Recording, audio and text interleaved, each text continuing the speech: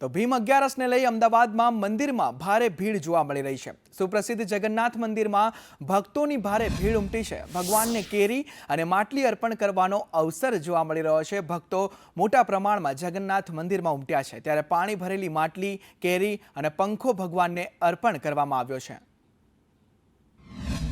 ભીમ 11નો પર્વ છે। સુપ્રસિદ્ધ જગન્નાથ મંદિરમાં ભક્તોની ભીડ છે વહેલી સવારથી જોવા મળી રહી છે। આજના દિવસે ભગવાનને વિશેષ રીતે જે પાણી ભરેલી માટલી, કેરી અને પંખા અર્પણ કરવાનું વિશેષ મહત્વ છે।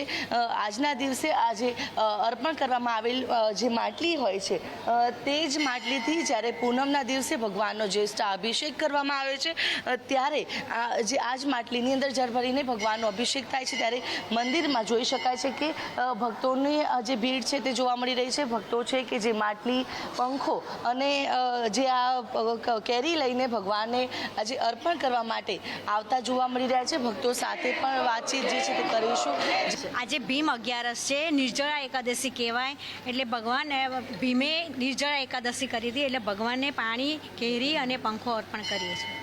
તમે શું કહેશો, કેવી લાગણી અનુભવો છો? ભગવાન અહીંયા ભગવાન પાસે આવ્યા છો માટલી અર્પણ કરો? बस भगवान हर रोज बुलाए, दर्शन दे और अपने अच्छा लगे। और वही जितनी 11 होती है उसका एक ही 11 करने से फल मिल जाता है, और इस दिन सबको करना चाहिए। बिना उसके कुछ भी नहीं खा पी के वही सफल होती है।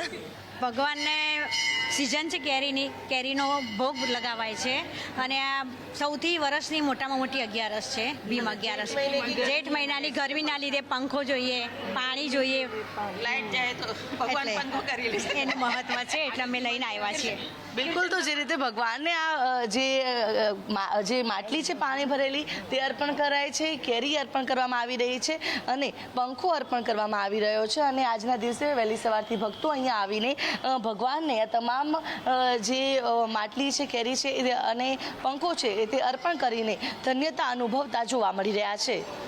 કેમેરા પર્સન મનીષ વાણિયા સાથે આયુષી યાજ્ઞિક, સંદેશ ન્યૂઝ, અમદાવાદ।